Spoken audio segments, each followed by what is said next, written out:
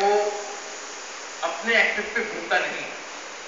ہم جب اسکول میں پڑھتے تھے، بلکہ 1980 میں جو لوگ اسکول میں پڑھتے تھے ان کو سائنس میں پڑھایا جاتا ہے سورج جو ہے وہ اسٹیشنری ہے، گھومتا نہیں ہے. لیکن قرآن مجید میں 1400 سال پہلے کہا گیا ہے، سورہ انبیاء سورہ نمبر 21 آیت نمبر 33 میں، هو الذی خلق اللیل والنہار والشمس والقمر کل فی فلک یسبحون، کہ وہ اللہ ہے جس نے رات اور دن کو بنایا، سورج اور چاند کو بنایا، اور ہر چیز اپنے اپنے ایکسس پہ گھوم رہی ہے. یہاں پر سورج اور چاند قرآن کہہ رہا ہے گھومتا ہے.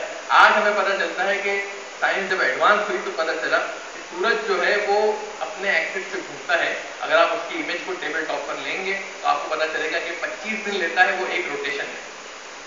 25 دن. تو یہ بات 10 سال پہلے، 15 سال پہلے، 20 سال پہلے جو تھی وہ ہمیں پتہ نہیں تھی. لیکن آج سائنس اس بات کو تسلیم کرتی ہے کہ سورج بھی اپنے ایکسس میں گھومتا ہے، روٹیٹ کرتا ہے.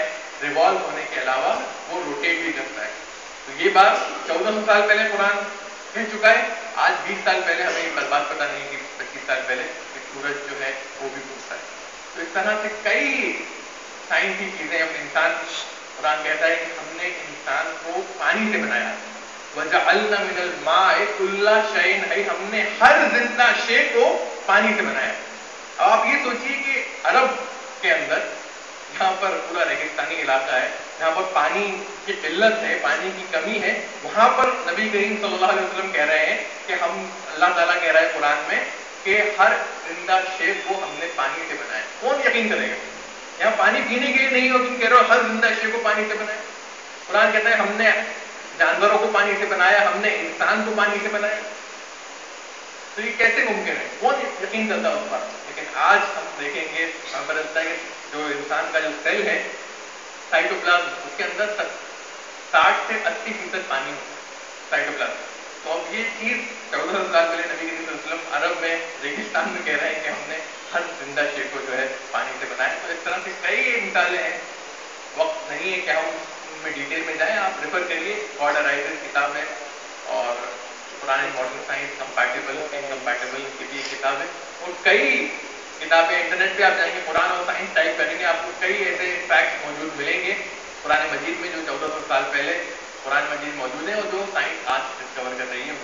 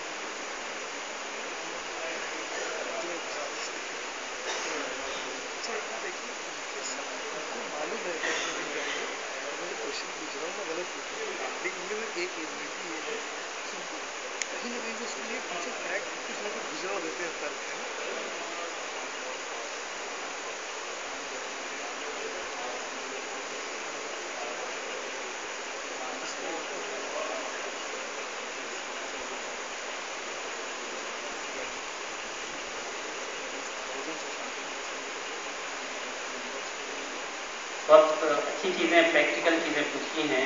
3 چیزیں آپ نے پوچھی ہیں جو الگ الگ ہیں، تو ایک کیسی ہے، ایک الگ ہے. ایک آپ نے کہا کہ جیسے تعویذ ہے یا قبر مبا، کسی کی بھی قبر ہے یا مزار ہے، تو ہمارا یقین یہ نہیں ہوتا ہے کہ یہ چیز ہم کو فائدہ پہنچا رہی ہے، بلکہ ہمارا یہ یقین ہوتا ہے کہ اللہ کی ذات ہم کو فائدہ پہنچا رہی ہے. ہمارا یقین اللہ کی ذات پر ہوتا ہے. اس لیے یہ شرک کیسے؟ دوسرا سوال آپ کا ہے کہ جیسے قرآن خوانی ہے، بہت سے لوگ کہتے ہیں کہ قرآن خوانی کا ثواب نہیں پہنچتا ہے. تو قرآن مجید ایک نہایت ہی اہم کتاب ہے، اس کا سب کو اعتراف ہے، اجر اور ثواب کی کتاب ہے، پھر اس کا ثواب کیوں نہیں پہنچتا؟ تو 2 سوالات. ایک چیز جو میں نے 4 چیزیں بتلائی تھیں، کفر، شرک، ایمان، اسلام، میں نے ایک چیز کو چھوڑ دیا تھا اس لیے کہ وہ ایک ڈیٹیل کی بات تھی، بدعت. اب اس پر تھوڑی سی گفتگو ضروری ہے.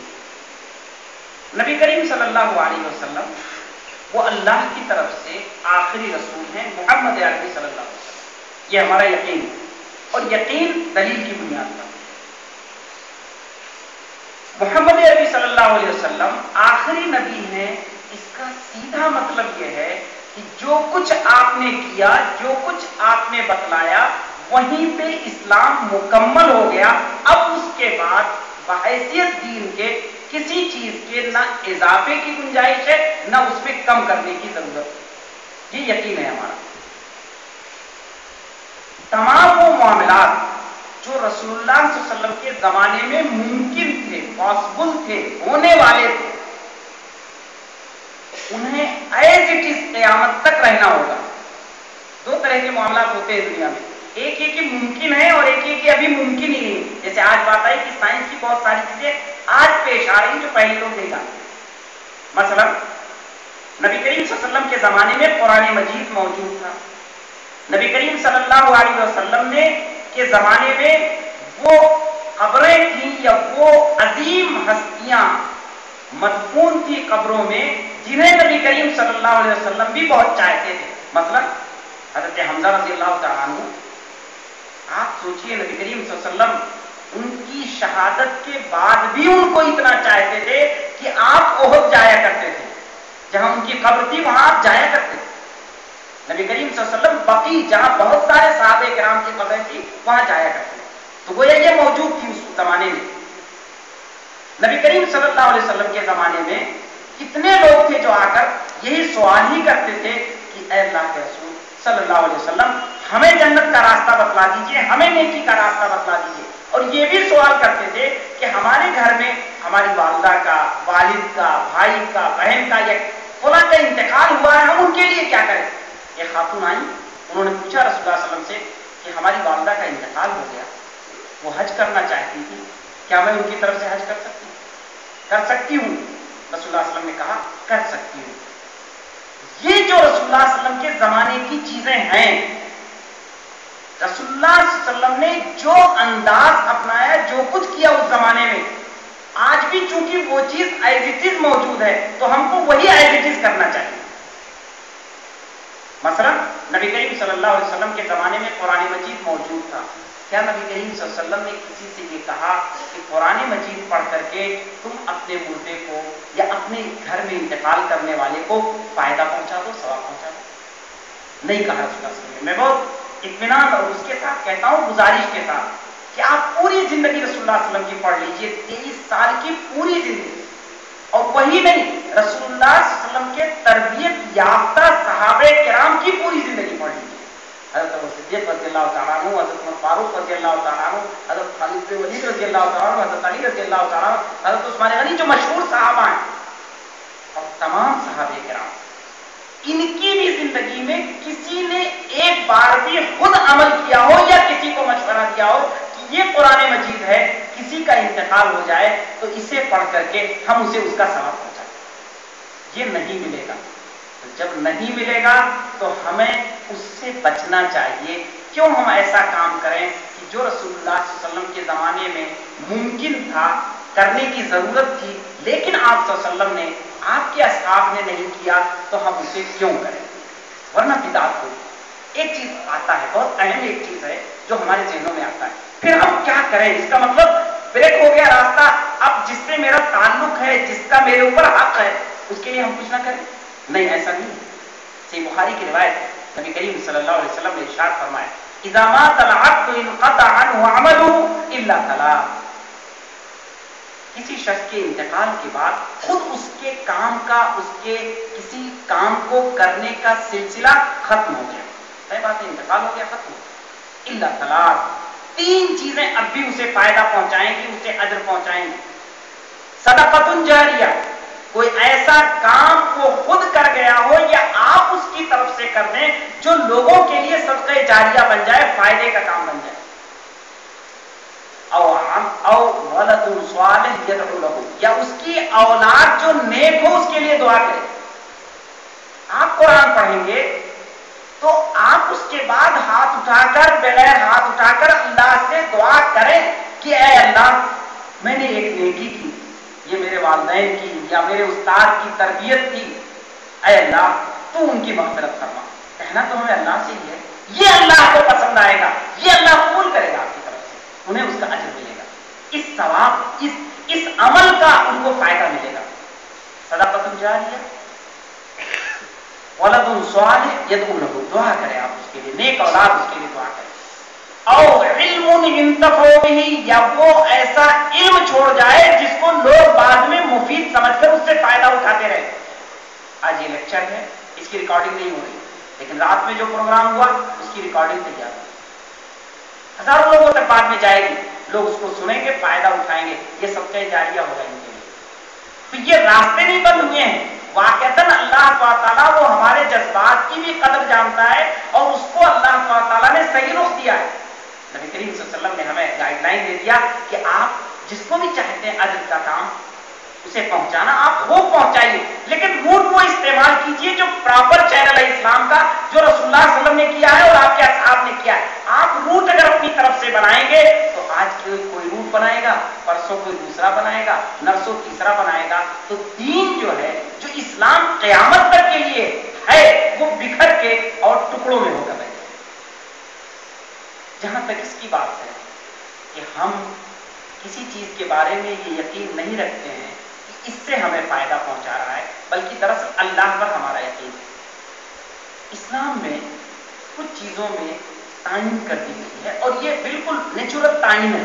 مثلا اگر ہماری کوئی مجبوری نہیں ہے اور ہم کسی چیز کے سامنے سجدہ کرتے ہیں تو وہ ہمارا سجدہ، گرچہ ہم کہیں ہم سجدہ نہیں کر رہے ہیں، وہ سجدہ مانا جائے گا کیونکہ وہ ظاہر میں سجدہ ہے. ہاں مجبوری ہو، بندوق کی دباؤ کی بنیاد پر ہم سجدہ کریں تو ہم اللہ کے یہاں عذر کر لیں گے کہ اللہ ہم مجبور تھے، جان کا خطرہ تھا اس لیے میں نے سجدہ کر لیا.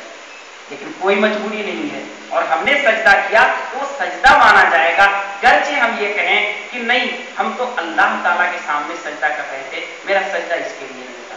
تو جو ظاہری طور پر جو ایسا نظر آئے کہ اس کی شکل خود متعین ہو جائے، ہمارے انکار کرنے سے وہ شکل نہیں بدل جائے.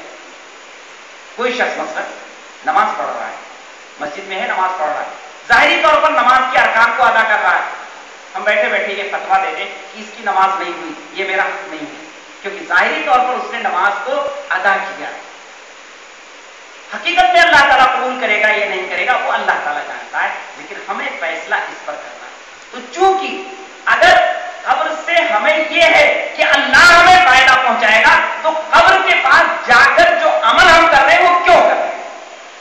اور اگر قبر کے لیے ہمیں دعا کرنی ہے تو کھل کر ہم قبر کے لیے دعا کریں، صاحب قبر کے لیے، قبر مطلب صاحب قبر کے لیے دعا کریں کہ اللہ ان کی درجات کو بلند کرے، ان کو مغفرت دے. چاہے ہم وہاں جا کر کریں یا ہم اپنے گھر پہ کریں، دونوں اللہ تعالیٰ جانتا ہے. اس لیے رسول اللہ صلی اللہ علیہ وسلم سے دونوں عمل منقول ہے. رسول اللہ صلی اللہ علیہ وسلم مسجد میں بھی بیٹھ کر، اپنے گھر میں بیٹھ کر دعا کرتے تھے. قرآن میں ہم کو سکھایا گیا کہ اے اللہ جو لوگ ہم سے پہلے انتقال کر گئے تو انہیں معاف کر، ان کے درجات کو بلند کر. اور نبی کریم صلی اللہ علیہ وسلم سے یہ بھی منقول ہے کہ آپ بقی میں بھی جا کر ان کے لیے دعا کرتے تھے. اور حکم دیا رسول اللہ صلی اللہ علیہ وسلم نے، ایک حکم مطلب اجازت، کیونکہ منع تھا پھر حکم دیا تو وہ اجازت ہوتی ہے. رسول اللہ صلی اللہ علیہ وسلم نے ارشاد فرمایا کہ الا وانی نہیتکم عن زیارت القبور فزوروها فانها تذکر الاخرہ. کہ دیکھو ہم نے پہلے تمہیں منع کر دیا تھا کہ کسی بھی قبر یا قبرستان پہ مت جائے، لیکن اب میں تمہیں اجازت دے رہا ہوں کہ وہاں جاؤ کیونکہ یہ تمہیں آخرت اور تمہیں اپنی موت یاد دلائے. تو آپ اپنی عبرت کے لیے بھی جا سکتے ہیں، جو وہاں موجود ہیں ان کے لیے بھی دعا کرنے کی خاطر جا سکتے ہیں. لیکن اگر آپ یہ نہ کریں بلکہ وہاں جا کر کوئی ایسا سسٹم اپنائیں جو دیکھنے میں لگ رہا ہے کہ آپ صاحب قبر سے کچھ طلب کر رہے ہیں، تو بہرحال اس کو آپ انکار نہیں کر سکتے. اس کو کیسے آپ سمجھائیں گے کہ یہ چیز میں، یہ میرا مقصد تھا، میں کر یہ رہا تھا. کیونکہ میں نے اپنی نگاہوں سے دیکھا ہے، میں ایسے نہیں بات کرنے کا قائل ہوں، نگاہوں سے دیکھا ہے، میں نے باتیں کی ہیں لوگوں سے کئی جگہ جا کر کے کہ لوگ باقاعدہ قبروں پہ سجدہ کرتے ہیں. میں ابھی صبح بھی جب آ رہا تھا تو ہمارے روڈ پر، بالکل روڈ پر بنی ہوئی ہے قبر. میں اکثر دیکھتا ہوں کہ ٹھیلے والے بہت سارے لوگ جو سامان لے کے منڈی سے نکلتے ہیں تو وہاں لا کے کچھ رکھ دیتے ہیں اور اس کے بعد میں دیکھتا ہوں کہ بہت سارے لوگ سجدے میں پڑ جاتے ہیں۔ اگر صاحب قبر سے آپ کو امید نہیں ہے، اللہ سے ماننا ہے، تو آپ نے صاحب قبر کو کیوں سجدہ کیا؟ اللہ کو سجدہ کیجیے اور صاحب قبر کے لیے دعا کریے۔ صاحب قبر کے لیے آپ اللہ سے دعا کریے، امید رکھیے کہ اللہ تعالیٰ اس کے درجات کو بلند کرے گا۔ اس کے لیے بس پھر وہ اس بات کو میں دہرا دوں کہ نبی کریم صلی اللہ علیہ وسلم مکمل نمونہ ہے، مکمل آئیڈیل ہے، قیامت تک کے لیے ہے۔ جو چیز بھی ہم کرنا چاہیں ایز اٹ از، اگر وہ ممکن تھی رسول اللہ صلی اللہ علیہ وسلم کے زمانے میں تو ڈھونڈ لے، اگر ایز اٹ از وہ چیز پاسبل تھی تو ویسے ہی آج بھی کریں۔ لیکن جو چیز اس زمانے میں پاسبل نہیں تھی، مثلاً یہ اے سی چل رہا ہے یہاں پہ، یہ اے سی اس زمانے میں نہیں بنی تھی۔ آج اگر ہمیں استعمال کرنا ہے تو دیکھنا ہوگا کہ کیا اس جیسی کوئی چیز رسول اللہ صلی اللہ علیہ وسلم نے استعمال کی یا نہیں کی۔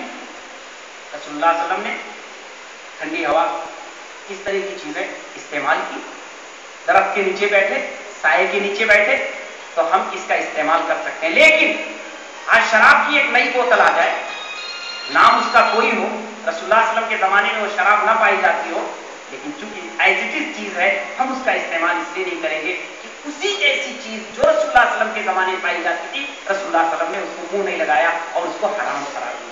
لیکن پیپسی ہمارے سامنے آ جائے، کولڈ ڈرنک ہمارے سامنے آ جائے، وہ گرچہ کولڈ ڈرنک ہے، رسول اللہ صلی اللہ علیہ وسلم کے زمانے میں نہیں پائی جاتی تھی، لیکن رسول اللہ صلی اللہ علیہ وسلم نے شربت کا استعمال کیا، تو ہم اس کا استعمال کر سکتے ہیں، کیونکہ اس جیسی چیز نبی کریم صلی اللہ علیہ وسلم نے استعمال کی۔ دو ہی چیزیں ہو سکتی ہیں، یا اس جیسی چیز رسول اللہ صلی اللہ علیہ وسلم کے زمانے میں ایز اٹ از تھی تو ایز اٹ از کرنا پڑے گا، نہیں تھی تو دیکھنا پڑے گا کہ اس جیسی کوئی چیز تھی کہ نہیں تھی۔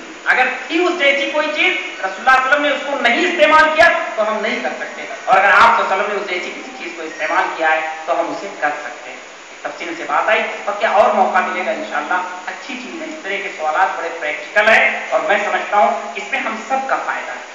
دین ہم سب کو سیکھنے کی ضرورت ہے، اپنے انجام کو اچھا بنانے کی ہم سب کو ضرورت ہے، اس کو سیکھیں گے، جانیں گے، رسول اللہ صلی اللہ علیہ وسلم نے جیسا کیا اس طرح کریں گے تو ہمیں آخرت میں رسول اللہ صلی اللہ علیہ وسلم کی شفاعت نصیب ہوگی۔ بس بخاری کی ایک روایت پر میں لمبا چلا گیا، اپنی بات کو ختم کرتا ہوں کہ امام بخاری علیہ الرحمہ نے ایک روایت نقل کی ہے کہ قیامت کے دن نبی کریم صلی اللہ علیہ وسلم حوض کوثر پر ہوں گے، یعنی پانی کے ایک حوض پر ہوں گے جہاں کوئی پانی اور جگہ دستیاب نہیں ہوگا، گرمی ہوگی شدید، نبی کریم صلی اللہ علیہ وسلم لوگوں کو اپنے دست مبارک سے پانی پلائیں گے۔ کچھ لوگ وہاں جب آ رہے تھے تو فرشتے روک دیں گے، رسول اللہ صلی اللہ علیہ وسلم کہیں گے نہیں ان کو بھی آنے دو، ان کو بھی میں پانی پلاؤں گا، وہ کہیں گے نہیں یہ مستحق نہیں ہے، یہ وہ لوگ ہیں جنہوں نے آپ کی دین میں کمی زیادتی کر دی، کچھ گھٹا بڑھا دیا، رسول اللہ صلی اللہ علیہ وسلم کہیں گے کہ انہیں اور دور بھگا دو، انہیں اور دور بھگا دو۔ یہ ہے وہ چیز جو ہمیں اور آپ کو ہر وقت یاد رکھنا چاہیے۔ اب میں مثلا احترام گزارش کرتا ہوں اپنے محترم جناب جسٹس اکرام الباری حفظہ اللہ سے، جو واقعتاً ہم سب کے لیے بڑے محترم ہیں، اور آپ تشریف لائے ہیں، آپ کی صحت، آپ کی عمر، وہ واقعتاً یہ جذبے کی بات ہے کہ آپ یہاں تشریف لائیں، اللہ ان کو عمر میں برکت دے، ان کو صحت دے۔ میں ان سے گزارش کرتا ہوں کہ آپ کو کچھ نصیحت فرمائے جناب جسٹس اکرام الباری سے۔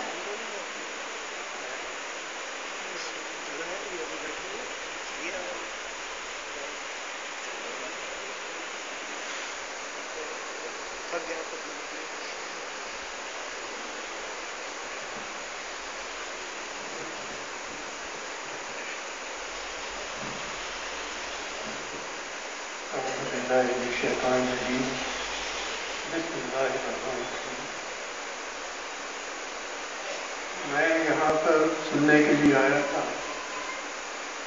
میرے ذہن میں یہ بات نہیں تھی کہ مجھے کچھ کہنا پڑے گا، اس لیے میں کوئی ایسی تیاری نہیں ہے نہ میں نے اس کو سوچا، تو خاص بات اگر نہ کہہ سکوں تو معاف کیجیے۔ باتیں بہت سی ہوئی، بڑی اچھی باتیں ہوئی، اور ان باتوں کی ضرورت ہے سننے کے لیے، کہنے کے لیے، اور ہر وقت ضرورت ہے۔ اور مجھے یہ بھی لگتا ہے کہ یہ باتیں کہنے والے جن کے اوپر اس کی ذمہ داری ہے، جو جانتے ہیں چیزوں کو، जो इसी प्रोग्राम से वाबस्ता हैं, जो लोग जिनकी तरफ देखते हैं बड़ी उम्मीदों से और उनकी ख्वाहिश होती है कि वहाँ से गाइडेंस मिले और आसानी से मिले। ये आसानी वाली बात जो है, इस तरफ मेरा कब तवज्जो है, बस मैं यही कहना चाहूँगा कि ये आसानी पैदा कर दी जाए ताकि लोगों को जानने का और सुनने का ऐसा मौका मिलता रहे ताकि वो बात को अपनी कह सकें, अपने जो भी उनके शुभात हैं उनको दूर कर सकें और जो तजस्सुस है उनका उसकी तकमील हो। तो इसकी ज़रूरत है कि कुछ सिस्टम यहाँ डेवलप करने की ज़रूरत है। वैसे ये तवक्को करना मतलब उन्हीं लोगों की जिम्मेदारी है जो जानते हैं। मैं बहुत साफ सफाई के साथ कह रहा हूँ इस बात को। मैं अगर किसी को प्रोग्राम को चलाना चाहता हूँ, मुझे इल्म नहीं है, मेरी ये जिम्मेदारी नहीं बनेगी कि मैं उस प्रोग्राम को शुरू करूँ और उसमें कुछ और बिगाड़ पैदा हो जाए। इसलिए शुरू वही कर सकते हैं और वही उसे चला सकते हैं जिनको मालूमात की है, जिनके अंदर सलाहियत भी है। तो दूसरे मज़ाहिब में कुछ इस किस्म के प्रोग्राम चलते हैं, हम उन्हें मज़ाहिब कहते हैं, इसलिए जो है सारा दुनिया में रिवाज है उनका। हमारे यहाँ कुछ इसमें कमी है कि ऐसा सिस्टम और ऐसा नहीं है कि जहाँ जो लोगों तक पहुँचे। तवक्को ये होती है कि लोग पहुँचे वहाँ तक, और वो भी हर वक्त अवेलेबल नहीं है। इसलिए वो लोग को जो है वो उस कमी को की वजह से कुछ नामुकम्मल सा सब रह जाता है। कुछ सुना है, कुछ दूसरों से सुना है, कुछ सोचा है, कुछ पढ़ा है, लेकिन उसका जो है एक क्लियर खाका जो है वो नहीं बनता। बात कहीं से कहीं तक चली जाती है, जब कहना शुरू करता है आदमी कभी बेरफ्त भी हो जाता है, माफ कीजिएगा। तो मैं ये जाकिर नायक साहब का प्रोग्राम है, बड़ा अच्छा है, टीवी पर भी आ जाता है प्रोग्राम, मुख्तलिफ शहरों में भी ऑर्गेनाइज हो जाता है, लोग उससे फ़ायदा उठाते हैं। लेकिन एक तसल्सल के साथ एक करीब पे कोई ऐसा सिलसिला हो कि जहाँ मुझे बार बार जाने का मौका मिलता रहे, सुनने का मौका मिलता रहे, ऐसा नहीं है, इसकी कमी है। कभी ऑकेजनली कुछ ऑर्गेनाइज हो जाता है, मुख्तलिफ मौज़ूआत पर बातें होती हैं और वो बातें जो हैं वो बस वहीं तक होकर खत्म हो जाती है, उसका कोई जो है वो नहीं होता सकता।